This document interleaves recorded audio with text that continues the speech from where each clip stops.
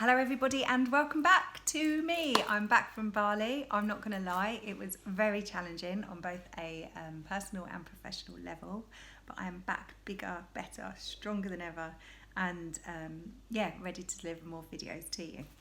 So before I left for Bali, you may or may not have watched it, my last video, the Battle of Love versus Fear, and I was asked a very good question by Helen.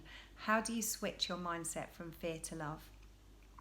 And at the time I didn't have a good enough answer for her, so I got in touch and I said, look, I'll get back to you on this one. And as it happens, the universe always brings you experiences where it certainly did for me, where I was able to answer that question a lot better. And in Bali, I really did have to face my deepest, darkest fears. I literally stared the devil in the face and told him to F off. I've had a lot of realizations and a lot of awarenesses and a lot of growth come to me in Bali.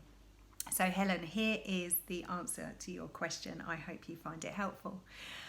So how do you switch your mindset from a place of fear to love? Well, first of all, I think we need to understand actually where fear comes from. And we have three brains in our body. We have the heart brain, the gut brain, and the head brain. And the head brain is actually the oldest brain in our body, and it's referred to as the reptilian brain. And this is because it shares the same structure as a reptile's brain with the brainstem and the cerebellum. So it is referred to as the reptile brain. And sorry, I've got notes here. I did actually write the content for this video a few days ago. So if you see me keep looking over in the corner here, it's because I'm trying to make sure that I don't miss anything. So yeah, the structure is the same as the reptile's brain. Now, interestingly, when we were in Bali, myself and my good friend Lisa, who bloody rocks, shout out to you, Lisa, outside of our room there was a gecko, and the noise it seemed to make was uh-oh, uh-oh, and every time the shit seemed to hit the fan, this gecko would kick off with uh-oh, uh-oh. So we kind of turned it into a little bit of a laugh. But actually, having found out that this part of the brain is called the reptilian brain, I now like to see it as a gecko. And the gecko is actually, it's our friend. It stops us from doing silly things. A little bit of fear is a good thing. So it stops us from, silly things like walking in front of a car or, jumping off a cliff, or they're quite extreme, but you know what I mean. We do actually need a certain level of fear in order to stay alive. However, the reptile, its characteristics and personality traits, if you like, are that it lives in a risk-filled world. And it is constantly on high alert, constantly living in a state of threat, if you like, and this can make it quite a loner.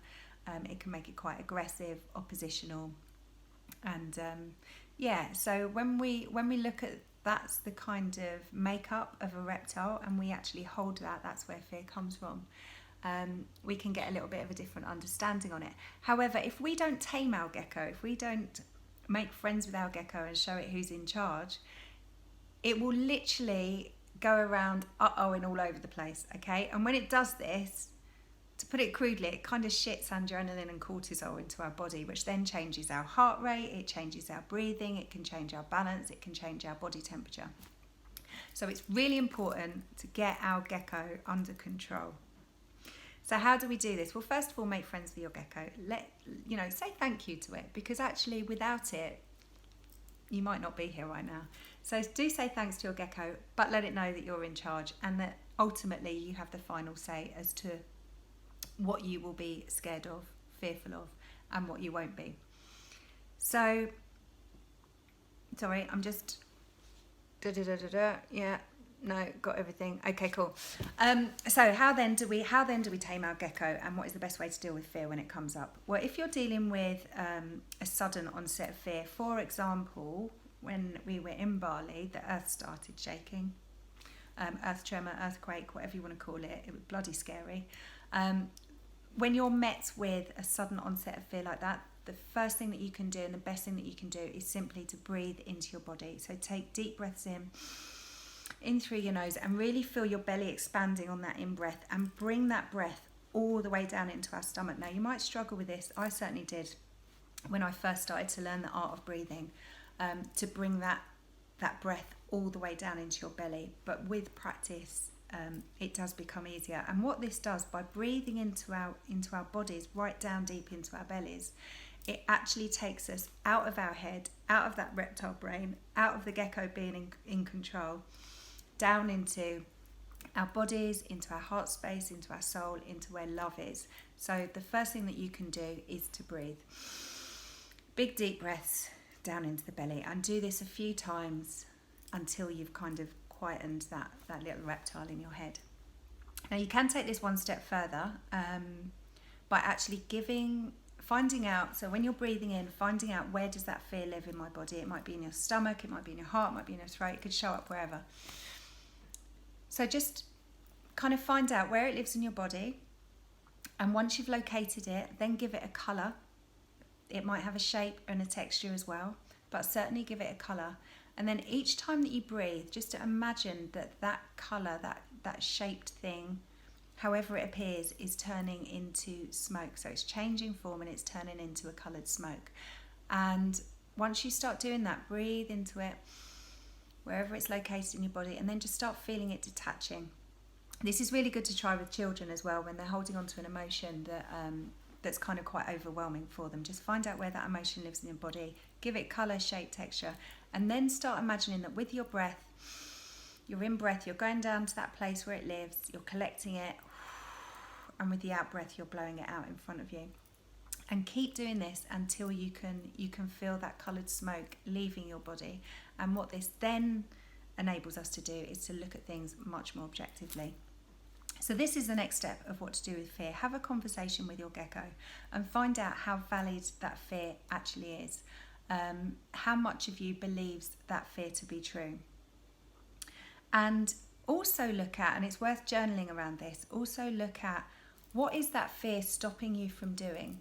What is it preventing you from doing? And how much do you want that thing that is preventing you from doing? So journal around it, have a conversation with your gecko, find out what it's thinking about it, what it's feeling. Honestly, it might seem mad, but you can have a conversation with your fear, with your gecko, and you can actually kind of hold its hand a little bit and get it to a place where it feels safe enough to be able to walk through that fear. So that's another good thing to do. There's also a couple of techniques called Ho'oponopono, and I'm going to try and find a good video on that, and I'll put it in the links below. So that's about acknowledgement, forgiveness, thanks, and release, and it's simply something that you say out loud until you can feel that emotion, in this case fear, diminishing. So that's a really good thing to do. What was the other one? Oh, the Wayne Dyer I Am meditation. I found this to be so powerful. So you literally have a look at it. Again, I'll put a link down below to so you can have a look at that. But you literally, on the in-breath, it's I am, and on the out-breath, fearless, or I am love. So I have about maybe 10 words that I say. I am fearless, I am protected, I am love, I am peace, joy, happiness. But it's all about the I am on the in-breath, connecting with that feeling, and blowing out whatever it is that you want to be, see, feel, whatever it is, on the out-breath. So that is super, super powerful. If you find that after these things you still can't move out of a place of fear, then it's obviously quite a deep-rooted fear. And I've found experiential healing to be the most beneficial for me. So this time last year I trained up, there's a guy called Gecko, he's an amazing guy. He created a process where it essentially takes you back to a place in time when you made the decision that, I don't know, to be a certain way you had to act like this, or to be fearful of something. And I know it doesn't make much sense now, but it's literally like a guided meditation to take you back to a memory to be able to release a decision that you made. And that has been super, super powerful for me. So I have actually trained in this process. So if you do want to find out more, then please do get in touch with me.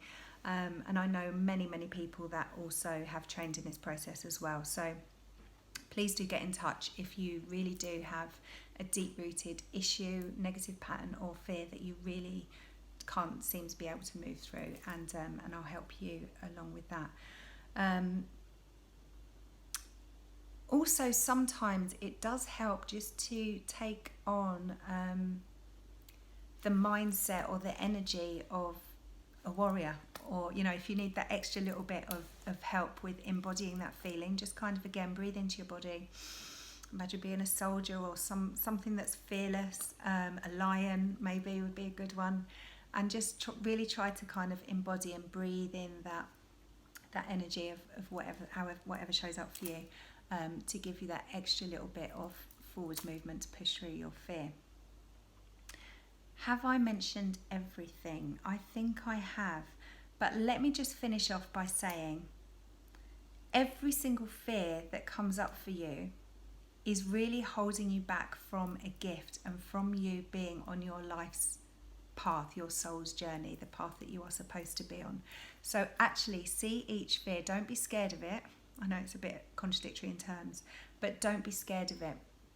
Look at what is holding you back from, and you will see that once you've moved through your fear, your life will start to get in that flow again. I don't know if you remember the scale of consciousness moving from fear into love, but once you move through those fears, you really do move from a place of fear into a place of love. So from a place of having your Gecko running the show, being in your head, to being in your heart and coming from a place of love. So I hope this made sense. If you have any questions or comments whatsoever, please just let me know. Two other things that can assist you with this. So I recently came across Tiger's Eye, and when I googled what it meant or what it's good for, it came up with it's good for dispelling negativity and overcoming fears, funnily enough. So Tiger's Eye is very good. Now there's a website that you can check out called serendipitycrystals.co.uk.